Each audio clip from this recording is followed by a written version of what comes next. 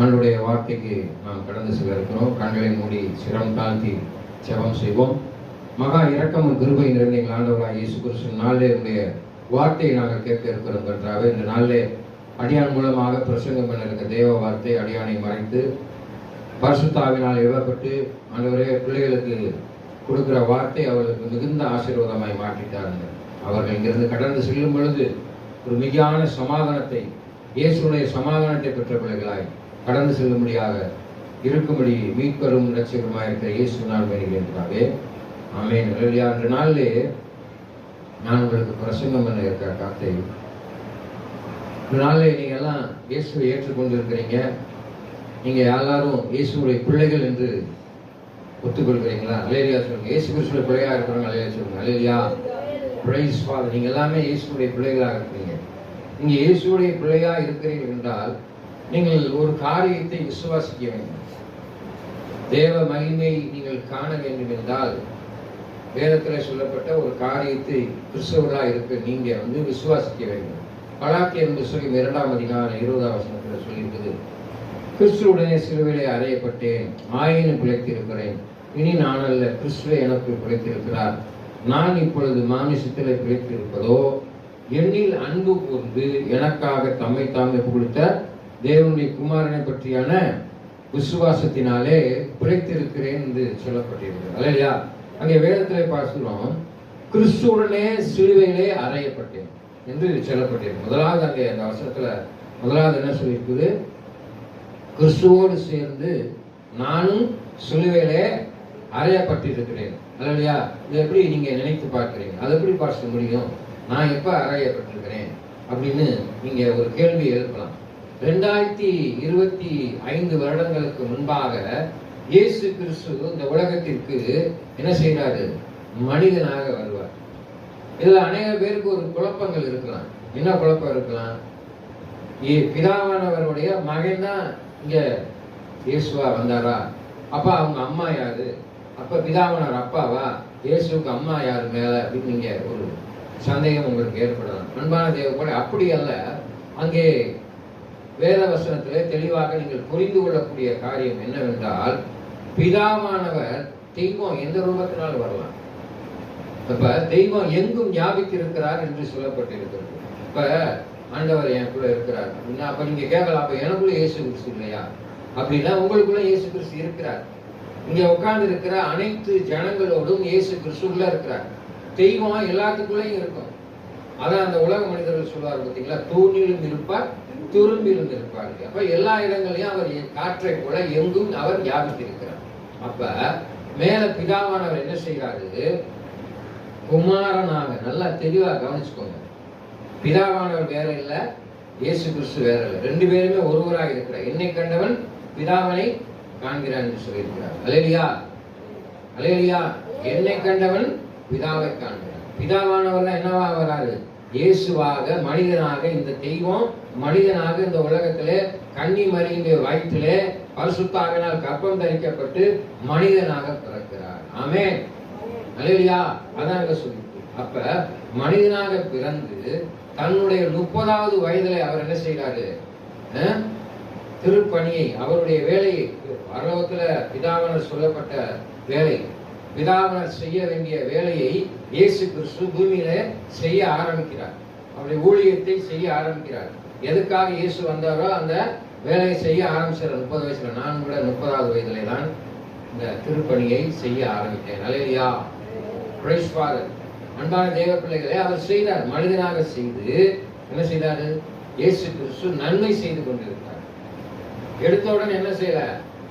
எல்லாரும் மனம் திரும்புங்கடா, அப்படிங்கடா, இப்படி செய்யுங்கடா, இப்படி செய்யுங்கடா, பிடிக்காதீங்கடா, அதை செய்யுங்க சொன்னாரா? என்ன செஞ்சார்? முதலாவது ஜனங்கள் காணும்படியாக முதல்ல ஒரு அற்புதம் செய்தார். கானா ஒரு கல்யாணத்துல அங்கே திராட்சை ரசம் குறைவுபட்டது, தீங்கு போற மாதிரி இருந்துச்சு. அப்ப அந்த வேலைக்காரர்கள் பணி செய்யக்கூடியவர்களை அழைத்து வந்து அந்த கற்சாடிகள தண்ணியை நிரப்புங்க என்று சொன்னார். தண்ணியை நிரப்பிட்டு அவர் என்ன செய்தார்? ஜெபம் செஞ்ச உடனே அங்கே தண்ணீர் திராட்சை ரசமாய் மாறிச்சு. முந்தின திராட்சை ரசத்தை காட்டிலும் பிந்தின திராட்சை ரசம் மிகவும் நன்றாய் இருந்தது என்று பார்க்கிறோம். முதல்ல என்ன செய்யறாரு? அற்புதம் செய்யறார், அதிசயம் செய்யறார். உன்னுடைய வாழ்க்கையில என்னுடைய வாழ்க்கையில ஏண்டவரை இயேசு கிறிஸ்து என்ன செய்கிறார்? அற்புதம் செய்வார், நன்மை செய்வார். சிந்தித்து பாருங்க. முத கடவுள் நம்மளுக்கு என்ன அற்புதம் செய்கிறார் என்பதை நீங்கள் சிந்தித்து பார்த்து அதை உணர்ந்தேன்னா அடுத்து தப்பு செய்யவே மாட்டோம். ஒவ்வொரு நாளும் நீங்க அதை ரீகால் பண்ணி பாருங்க. ஆண்டவர் என்ன செய்யறாரு, எதுக்காக செஞ்சார்? உனக்காக. அதான் சொல்லுங்க, கிறிஸ்துவுடனே கிறிஸ்து கூட சேர்ந்து நானும் சிலுவையில் அடைக்கப்பட்டேன், ஆயினும் பிழைத்திருக்கிறேன். இப்ப நீங்க நானும் இயேசு கிறிஸ்துவோடு சேர்ந்து சிலுவையில அடைக்கப்பட்டிருக்கோமா? 25 வருடங்களுக்கு முன்னால இயேசுவோடு சேர்ந்து சிலுவையில அறையப்பட்டிருக்கிறோம். அறையப்பட்டார். எதற்காக அறையப்பட்டார்? உன்னுடைய பாவத்துக்காகவும் என்னுடைய பாவத்துக்காகவும் அறையப்பட்டார். ஆனாலும் இப்ப நான் பிழைச்சிருக்கிறேன், உயிரோட இருக்கிறேன். இப்ப நீ உயிரோட தானே இருக்கிற. இயேசு கிறிஸ்து மரித்து உயிர்த்திட்டார். என்ன பாஸ்டர், நான் அவரோடு கூட சேர்ந்து சிலுவையில அறையப்பட்டோம்னா அப்ப நான் மரித்துட்டேனா அப்படின்னா இல்ல. அங்க வேற சொல்லுது, இயேசு கிறிஸ்துவோடு சிலுவையில அறையப்பட்டு ஆயினும் பிழைத்திருக்கிறேன். இனி நான் அல்ல, கிறிஸ்துவே எனக்குள் பிழைத்திருக்கிறார். நான் மனுஷனா இல்ல, இயேசு கிறிஸ்துவை நான் சொந்த ரட்சகரா ஏற்றுக்கொண்டேன். அவரோடு சேர்ந்து என் பாவம் எல்லாம் அடிக்கப்பட்டது. அவர் அல்ல, நான் அல்ல, என் சொந்த சரீரம் அல்ல, அவர் எனக்குள்ளாக இருப்பதனாலே பாவத்திலிருந்து நான் மீட்கப்பட்டு இன்னைக்கு நான் ஜீவனோட இருக்கிறேன், உயிரோட நான் பிழைத்திருக்கிறேன். நான் இப்பொழுது மாமிசத்துல பிழைத்திருப்பதோ. இப்ப நீங்க மாமிசத்துல தானே இருக்கீங்க, ஆவியா இருக்கிறீங்க. எல்லாரும் ஆவியாவா இருக்கிறோம். எல்லாமே சரீரம் இருக்கு, மூக்கு இருக்கு, கண் இருக்கு, காது இருக்கு, எலும்பு நரம்பு சதைகளோடு தான் இங்கே அமர்ந்து இருக்கிறோம். அல்லையா? அப்ப மாமிசத்துல இருக்கிறோம். அப்ப எப்படி பாஸ்டர்னா, இயேசுவோடு சேர்ந்து நீனும் உயிர்த்தெழுந்த அப்படின்னு என்ன செய்யணும்? You have to believe. என்னில் அன்பு கூர்ந்து எனக்காக தம்மை தாமே ஒப்பு கொடுத்த தேவனுடைய குமாரனை பற்றியான விசுவாசத்திலே அவர் எனக்காக என்ன செஞ்சிருக்கிறார்? 2025 வருடங்களுக்கு முன்பாக என்னுடைய பாவங்களுக்காக, என்னுடைய சாபங்களுக்காக, நான் செஞ்ச அனைத்து ஆண்டவருக்கு விரோதமான காரியத்திற்காக அவரோடு சேர்ந்து என்ன செய்யப்பட்டது? என்னுடைய பாவம் எல்லாம் மறித்து விட்டது. நான் இப்பொழுது புதிய சிருஷ்டி என்று நீ என்ன செய்யணும்? விசுவாசி. அப்பதான் நீ கிறிஸ்துவுக்குள்ள நிலை பெற முடியும். நீ கிறிஸ்தவன் என்று மார்கட்டி சொல்லி கொள்ள முடியும். ஆமென். சட்டியில இருந்தாதான் அகப்பையில வரும். சட்டியில இருந்தாதான் அகப்பையில. வெறுஞ்சட்டியை போட்டு சொல்லிட்டு இருக்குமா? நிறைகுடம் அதுவும் பாரு. நீ கிறிஸ்துவுக்குள் இருப்பாய் என்றால் உன்னுடைய ஜீவியம் எப்படி இருக்கும்? நல்லா இருக்கும். நீ தடுமாற்றம் கொண்டவராய் இருக்கிறாய், நிலை இல்லாதவனாய் இருக்கிறாய், 2 சிந்தனை உடையவராய் இருக்கிறாய், மதிலில் மேல் நிற்கிற பூனையை போல் இருக்கிறாய் என்றாலும், இல்ல ஒரு கால் சேட்டில் ஒரு கால் மேட்ல சொல்லுவாங்க, அந்த மாதிரி இருக்கக்கூடாது. 2 கட்டான இருக்கக்கூடாது. அல்லையா? ஒரு மனதோடு இயேசு என்னோடு இருக்கிறார், என்னுடைய பாவத்துக்காக மரித்தார், அவர் உயிர் தெழுந்தார், நானும் அவரோடு சேர்ந்து உயிர் தெழுந்தேன், இனி பாவம் செய்ய மாட்டேன் அப்படின்ற சிந்தனை இருந்தாதான் நீ பிழைக்க முடியும். வேதவசனம் சொல்லுது, எவன் ஒருவன் தன் பாவத்தை அறிக்கையிட்டு விட்டு விடுகிறானோ அவனுடைய பாவம் மன்னிக்கப்படும். எவனுடைய பாவம் அறிக்கையிட்டு விட்டு விடுறீங்களோ அவனுடைய பாவம் என்ன செய்யப்படுமா? மன்னிக்கப்படுமா? தொடர்ந்து பாவத்திலே நீ இருந்த என்ன ஆகும்?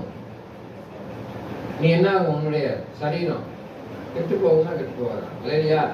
ஏன் ஒரு மாவை நீங்க பாத்திரத்துல வச்சுக்கிட்டே இருக்கீங்க, தோசை மாவோ இட்லி மாவோ, அதை எடுத்து ஊத்துறீங்க, அதை வச்சுக்கிட்டே இருந்தீங்கன்னா என்ன செஞ்சிருந்த மாவு? புளிச்சு போகுதா இல்லையா? கெட்டு போகுதா இல்லையா? அதே போல நீ பாவத்திலே நிலைத்திருப்பாயானால் என்ன செய்வ? நீ கெட்டு போவ. அதனாலதான் சொல்றாரு, பாவத்தில் இருந்து நீ என்ன செய்யணும்? விடுபட வேண்டும் என்றால் அறிக்கையிட வேண்டும். ஆண்டவரே, நீ நான் பாவம் செய்யாதபடி என்னை பாதுகாத்துக் கொள்ளுங்க.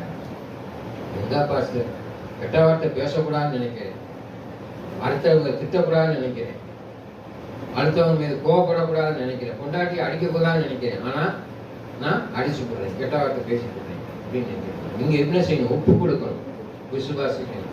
இயேசு எனக்காக சிலுவையில் அடிக்கிறார். அல்லையா? நல்லா யோசிச்சு பாருங்க. உங்க மனைவி அடிக்கும் பொழுதோ, அடிப்பதுன்னா சரீரத்தை மாத்திரம் இல்ல, அல்லையா? சும்மா கையை வச்சு சப்பு சப்புன்னு கணத்துல அடையிற மாத்திரம் அல்ல, வார்த்தையினாலே நீ உன் மனைவியை நீ அடித்தேன அதுவுமே பாவம் தான். பிறரை மனநோகும்படியாக அவர்களை குற்றப்படுத்துவாயானால் அதுவும் பாவம். அல்லையா? நல்லா தெரிஞ்சுக்கோங்க. பேசிட்டு நீ மன்னிப்பு கேட்கறது ஒரு பிரயோஜனம் கிடையாது. அல்லையா? இயேசு கிறிஸ்துவை அறைந்தார்கள், அவரை கொட்டினார்கள், காரி உமிழ்ந்தார்கள். அவர் என்ன செஞ்சார்? அமைதியா இருந்தார். அதனாலதான் இயேசு கிறிஸ்து சொல்றார், ஒரு கணத்தை அறைந்தால் மறுகணத்தை. அப்ப பொறுமை கடலிலும் பெரிது என்று வேதம் சொல்லுங்க. இயேசு கிறிஸ்து பொறுமையாக இருந்தார். அந்த உலகத்திலே தேவ சித்தத்தை செய்யும்படியாக இயேசு கிறிஸ்து பொறுமையாக இருந்து சொல்லிவேளை எல்லாவற்றையும் செய்து முடித்தார். அல்லேலூயா. பிலிப்பியர் 2ஆம் அதிகாரம் 8ஆம் வசனத்துல சொல்லியிருக்கு, அவர் மனுஷ ரூபமாய் காணப்பட்டு, அதாவது சிலுவையின் மரண பரியந்தம் தம்மை தாமே தாழ்த்தி கீழ்ப்படிந்தவராய் காணப்பட்டார். அந்த சிலுவையில கூட கடைசி வரைக்கும் என்ன செஞ்சாரு? அவரை தாழ்த்தினார் என்றார். ஒரு பெருமை இல்லை அவர்கிட்ட, தெய்வத்திட்ட பெருமையே இல்லை. அவர் தாழ்ந்திருந்தார். எப்படி தாழ்ந்திருந்தார்? என்ன வார்த்தை சொன்னார்? பிதாவே, தாங்கள் செய்வது என்னவென்று அறியாது இருக்கிறார்கள், இவர்களை மன்னியும் என்று என்ன செஞ்சாரு? மன்னிப்பு கேட்டார். இன்னைக்கு உனக்காக எனக்காக பரிந்து பேசிக் கொண்டிருக்கிறார். ஐயோ, இங்க உட்கார்ந்து இருக்கிற என் பிள்ளை மூர்த்தியோ, இங்க உட்கார்ந்து இருக்கிற சகோதர சகோதரிகளோ பாவம் செஞ்சா அவர்களை விட்டுருங்க இதாவனவரை, நான் மன்னிப்பு கேட்க உனக்காக பரிந்து பேசிக் கொண்டிருக்கிறார். உன்னுடைய பாவத்துக்காக பரிந்து பேசிக் கொண்டிருக்கிறார். நீ செய்கிற ஒவ்வொரு செயலுக்காக அவர் பரிந்து பேசிக் கொண்டிருக்கிறார். அவர் ஒரு நிமிஷம் தெய்வம் கோபப்பட்டுச்சுன்னு என்ன ஆகும்? ஒண்ணுமே செய்ய முடியாது. இல்லையா? உலக மனுஷன் ஒரு படத்துல, அது என்ன படம், நெற்றிக்கண் திறப்பின் குற்றமே என்று சொல்லி அந்த நெத்திக்கண்ண திறமை டக்குன்னு கருகி போயிடுது, பஸ்பமா போயிட்டான். அப்படி அல்ல நம்ம தெய்வம். அல்லையா? அவர் மன்னிக்கும் தெய்வமாக இருக்கிறார். அல்லையா? அவர் எப்படிப்பட்ட தெய்வமா இருக்கிறாரு? அண்ணன் திறந்து உனக்கு கழித்து விட மாட்டார். அவர் மன்னிக்கக்கூடிய தெய்வம். மன்னிப்பு. அதான், எவன் ஒருவன் தன் பாவத்தை அறிக்கையிட்டு விட்டு விடுகிறானோ அவனுடைய பாவம் மன்னிக்கப்படும். எந்த ஒரு புத்தகத்திலையுமே இந்த ஒரு பிலாசபி இல்லை. இயேசு கிறிஸ்து தான் மன்னிக்கிற தெய்வமாக இருக்கிறார். அல்லேலூயா. உங்களுக்குலாம் ஒரு அருமையான வாய்ப்பு. அவர் மன்னிக்கிற தெய்வமாக இருக்கிறார். உங்களை தண்டிக்கிற தெய்வம் அல்ல. அப்போ எப்படி பார்த்து நாங்க நரகத்துக்கு போவோம்? அது உங்களுக்காக, மனிதனுக்காக ஆயத்தம் பண்ணப்பட்ட ஒரு இடம், ஸ்தலம் கிடையாது நரகம். தேவ சேனைகளுக்காக, தேவ தூதர்கள், அந்த லூசிபரை சேர்ந்தவர்களுக்காக அது அமைக்கப்பட்ட ஒரு இடம் என்று வேதத்திலே சொல்லப்பட்டிருக்கிறது. லூசிபரோடு சேர்ந்து அநேக தூதர்கள் பிதாவுக்கு விரோதமாய் செயல்பட்டதனாலே அவர்கள் அங்கு சிறை கொண்டு காணப்பட்டிருக்கிறார்கள், அங்கே அடைக்கப்பட்டிருக்கிறார். அவர்களுக்காக ஒரு ஏற்பாடு செய்யப்பட்ட ஒரு காரியம் தான் நரகம். அப்ப யாரெல்லாம் லூசிபருடைய சிஷியர்களாக அவருடைய பணி, இயேசு கிறிஸ்துடைய பணி, யாரெல்லாம், நீ எல்லாம் யாரோட பிள்ளை? இயேசுடைய பிள்ளையா இருக்காரு. தேவனால் பிறந்தவனா இந்த உலகத்தை ஜெயிக்க பிறந்திருக்க. அப்ப நீ யாரோட பிள்ளை? இயேசு. தேவனால் பிறந்தவனா இந்த உலகத்தை ஜெயிக்கிற. ஆமென். அப்ப அவருடைய பிள்ளையா நீ மாறிட. அப்புறம் அவருடைய பிள்ளைகள்லாம் நீ பிசாசின் பிள்ளையா மாறினா யாராயிருவ? பிசாசின் பிள்ளையா போயிருவ. அப்ப நீ பிசாசின் பிள்ளையா இருந்தா எங்க போவ? நரகத்துக்கு தான். அதுதான் இயேசு கிறிஸ்து மனிதனுக்காக படைக்கப்பட்ட ஒரு காரியம் அல்ல நரகம். மனிதன் தேடிக்கொண்ட ஒரு காரியத்தை தான் செய்த தவறினாலே நரகத்துக்கு, கந்தகம் அக்னி நிறைந்த பள்ளத்திலே தள்ளப்படுகிறான் என்று சொல்லி வேத புத்தகத்தை பார்க்கிறோம். அங்கே மத்தேயு 4:3 சொல்லி, அப்பொழுது சோதனைக்காரன் அவரிடத்திலே வந்து, நீ தேவனுடைய குமாரனை ஆனால் இந்த கல்களை அப்பங்களாக்கும்படி சொல் என்றான். அன்பான தேவ பிள்ளைகளே, அங்கே சோதனை வருது. உனக்கும் வாழ்க்கையில சோதனை. 40 நாள் இயேசு கிறிஸ்து உபவாசம் இருந்து வரார். உபவாசம் இருந்து வரப்ப அங்கே பிசாசு அவரை சோதிக்கிறார். இந்த பாலைவனத்துல இந்த கல்லை அப்பமாக்கி சாப்பிடு அப்படின்னு அமைதியா இருக்கிறார். அப்புறம் அவரை கொண்டு போய் உப்பரையில உயர்ந்த ஒரு இடத்துல கொண்டு போய் வச்சு, இந்த உலகத்துல இருக்கிற அனைத்தையும் தரேன், ஆஸ்தியை தரேன், நீ என்னை தாழ பணிந்து வணங்கு, அப்பாலை போ சாத்தானே என்று சொல்லி அவனை அகன்று சொல்லி சொல்லுவார். அதை போல நாம் பாவத்துக்கு விலகி நீதிக்கு விலக்கிறார். நீதியை தேடணும். பாவத்துக்கு என்ன செய்யணும்? விலகணும். எப்படி விலகணும்னா, நான் வாசித்தேன் பார்த்தீங்களா, கிறிஸ்துவோடு சேர்ந்து சிலுவையிலே என் பாவம் அறையப்பட்டது என்று விசுவாசிக்கணும். இயேசு கிறிஸ்து அறைகிற நோக்கம் என்ன? இயேசு கிறிஸ்துவுடைய சிலுவையில் அறைகிற நோக்கம் என்ன? எதுக்காக சிலுவையில் அறைக்கப்பட்டது? மனிதனுடைய பாவத்தை சுமந்து தீர்த்தார். சாத்தானை தன் காலினாலே தலையை நசுக்கினார் என்று பார்க்கணும். சிலுவையில கல்வ மரத்துல சாத்தானின் தலையை நசுக்கினார் என்று வேத புத்தகத்தில். ஆமென். அது மாதிரி நீங்கள் என்ன செய்யணும்? திருடன் திருடவும் கொல்லவே வருகிறான், நானும் ஜீவன் உண்டாயிருக்கும், அந்த ஜீவன் பரிபூர்ணப்பட வந்தேன்னு சொல்லியிருக்காங்க. அப்ப உங்க ஜீவனை பரிபூர்ணப்படுத்துவதற்காக உங்களுடைய உள்ளான மனுஷனை பரிசுத்தப்படுத்தி தேவராஜ்யத்திற்கு அழைத்து சென்றிருக்கார். யோவான் 3:14 சொல்லப்பட்டது, ஒருவனும் கெட்டு போகாமல் நித்திய ஜீவனை பெற வேண்டும் என்பதற்காகவே இயேசு கிறிஸ்து இந்த உலகத்திற்கு வந்தார். ஆமென். அப்ப இந்த உலகத்துல இருக்கிற தான் படைத்த மனிதர் ஒருவரும் கெட்டு போகக்கூடாது என்ற நல்ல எண்ணம். அதனால வேதவசத்துல தன் இரத்தத்தை சிலுவையிலே சிந்தினார். வேதவசம் என்ன சொல்லுது? இயேசு கிறிஸ்துவின் இரத்தம் சகல பாவங்களை நீக்கி சுத்திகரித்தது. எதுக்கு சிந்தினாரு? அமைதியா இருந்தார். அடிச்ச போது தர ரத்தமா வந்துச்சு, முதுக பாலமா துங்குறாங்க. எதுக்கு? உங்களுக்காக அடி வாங்கினார், உங்களுக்காக தான் முள்முடி சுமந்தார், உங்களுக்காக தான் அறை வாங்கினார், கொட்டு வாங்கினார், அவமானப்பட்டார், சிலுவையை சுமந்தார். உன்னுடைய பாவம் சுமந்தவர். வருத்தப்பட்டு பாரம் சுமப்பவர்களே எல்லோரும் இடத்திலே வாருங்கள், நான் உங்களுக்கு இளைப்பாறுதலை தருவேன். அப்ப என்ன விதமான பாரம் உன்னை அமுத்துது? உன் இருதயத்துல என்ன பாரம் இருக்குது? என்ன வேதனை இருக்குது? பாவம் என்னும் சுமையை அவர் சுமந்து தீர்த்து விட்டார். அல்லேலூயா. இன்னைக்கு எத்தனை பேர் பாவ மூட்டையை சுமந்து கொண்டு இருக்கிறீங்க? இறக்கி வைங்க. நான் பாட்டுப்பா, நீங்க சுமைகளை இறக்கி வைக்கிறோம். ஆயன் நாட்டை சுமப்பதை போல ஆண்டவர் உன்னை ஒவ்வொரு நாளும் சுமந்து வருகிறார். ஆமென். ஒரு தாய் தன் வயிற்றில் 9 மாதம் பிள்ளை சுமப்பதை போல ஆண்டவராய் இயேசு கிறிஸ்து உன் தலை மயிர் நிறைக்கும் வரைக்கும் அவர் தான் சுமக்கிறார். எல்லா சூழ்நிலையும் உன்னை பாதுகாத்து வருகிறார். உன் தேவைகளை சந்திக்கிறார். ஆபத்துகள் நாச மோசங்களிலிருந்து உன்னை என்ன செய்கிறாரு? விலக்கி பாதுகாத்து இருக்கிறார். கண்ணின் மணியை போல உன்னை தாங்கி வருகிறார். கண் இமையை போல உன்னை காத்திருக்கிறார். அல்லேலூயா. அப்படி நிறைய சொல்லலாம். இயேசு கிறிஸ்து இரத்தத்தினாலே உன்னை விலைக்கிரயமாக வாங்கியிருக்கிறார். தன் இரத்தத்தை சிந்தி. நீங்களாம் யாருக்கு சொந்தமான? கடவுளுக்கு சொந்தமான பிள்ளைகள். நீங்களாம் தேவ பிள்ளைகள், ஆண்டவருடைய பிள்ளைகளாக இருக்கிறீங்க. அதனாலதான் சொல்றாரு, திருடன் திருடவும் கொல்லவே வருகிறான். அல்லேலூயா. திருடன் உங்க வீட்டுக்கு வந்து நகையை திருடும் போது, பணத்தை எடுக்கும் போது நீங்க என்ன செய்வீங்க? அமைதியா பார்த்துட்டு இருப்பீங்க, தடுக்க முயற்சி செய்வீங்க. ஒரு சிலர் என்ன செய்யணும்? தடுக்க முயற்சி செய்யணும். அல்லேலூயா. எப்படியாவது பணத்தை காப்பாற்றி விட வேண்டும், இந்த நகையை காப்பாற்றி விட வேண்டும். அந்த சூழ்நிலை சில சமயம் என்ன செய்கிறது? அசம்பாவிதங்கள் நடந்து கொலை செய்து விட்டு போகிறார்கள். சும்மா இருக்கவனை கூட நகை எடுத்துட்டு கழுத்தை அறுத்து போட்டு போயிடுறாங்க. வயதானவர்கள் வீட்டிலே தனியா இருக்கும் போது வீடுகளில் இருக்கிற நகைகளை எடுத்துக்கொண்டு அவர்களை கொலை செய்து விட்டு போகிறார். அவனா யாரு? பிசாசின் பிள்ளை.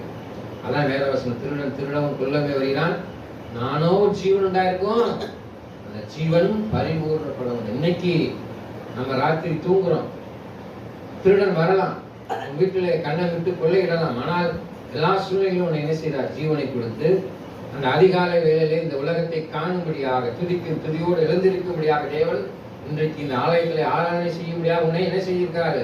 அழைத்து வந்திருக்கிறார். அல்லேலூயா. படுக்கிறான், ராத்திரி செத்து போயிட்டான். போன 2 வாரத்துக்கு முன்னால பாஸ்டர் அருள்ராஜ் நம்முடைய ஆலயத்திற்கு வந்தார். அவர் என்ன செஞ்சாரு? ராத்திரி படுத்தாரு, காலையில இறந்து விட்டார். அதுக்கு அடுத்த வாரம் ஒரு ஊழியக்காரனுடைய தாத்தா, எங்க அம்மாக்கு மாமா, அவர் சாம் சார்ல்ஸ், அவரும் ஒரு சீனியர் மோஸ்ட் ஊழியக்காரர். அவரும் நித்திரைக்கு சென்றார். ராத்திரி 10:30 மணிக்கு விட்டு மறித்து விட்டார். அல்லேலூயா. ஆனால் இன்னைக்கு உன்னையும் என்னையும் ஆண்டவர் ஜீவனோடு வைத்திருக்கிறார். நல்லா தெரிஞ்சுக்கோங்க. எந்த நேரம்னாலும் ஆண்டவர் உன்னை என்னை அழைக்கலாம். கவனமா இருங்க. அதற்குள்ளாக உங்களை சுத்திகரித்துக் கொள்ளுங்கள். என் பாவம் எல்லாம் சிலுவையில் சுமக்கப்பட்டது, பாவம் எல்லாம் அடிக்கப்பட்டு இனி நான் பாவம் செய்ய மாட்டேன். நாளைய தினத்தில் நான் உயிரோடு இருப்பேன். ஆனால் இன்னைக்கே கூட இந்த வினாடி பொழுது கூட ஆண்டவர் நம்ம உயிர் எடுக்கிறதுக்கு வாய்ப்பு இருக்கு. பிசாசு நம்மளை வஞ்சித்து விடலாம், அழைத்து விடறதுக்கு வாய்ப்பு இருக்கு. ஆனால் எல்லா சூழ்நிலையிலும் ஆண்டவர் பாதுகாப்பு. வாகனத்தில் நம்ம போயிட்டே இருக்கோம். அல்லேலூயா. பின்னால் வந்து அடிச்சு போட்டு போயிடலாம். எதிர்பார்க்க முடியவில்லை, எதிர்பாராத விபத்துகள் ஏற்படுகிறது. நீ வந்து நான் உனக்கு முன்னே போய் போனலான வெளிச்சனையா தேவ சமூகம் முன்னும் பின்னும் சென்று உன்னை என்னையும் இன்னைக்கு பாதுகாத்து வருகிறது. பஸ்ல போறோம் வரோம், பஸ் உருண்டு கீழே விழுந்துல, வண்டியில போறோம் வரோம், எந்த விதமான ஆபத்து நம்மளை ஏற்படாதபடி சுகத்திரமாய் ஆலயத்துக்கு அழைத்து வந்திருக்கிறார். அந்த உள்ளத்திற்கு சுகத்திரமாய் நீங்கள் செல்வீர்கள். ஆமென். அல்லேலூயா. ஏன்னா தேவன் உங்களை நேசிக்கிறார். அவர் உன்னை தன்னுடைய உள்ளங்கையிலே என்ன செய்திருக்கிறார்? வரைந்து வைத்திருக்கிறார். அல்லேலூயா. நீ தேவனால் தெரிந்து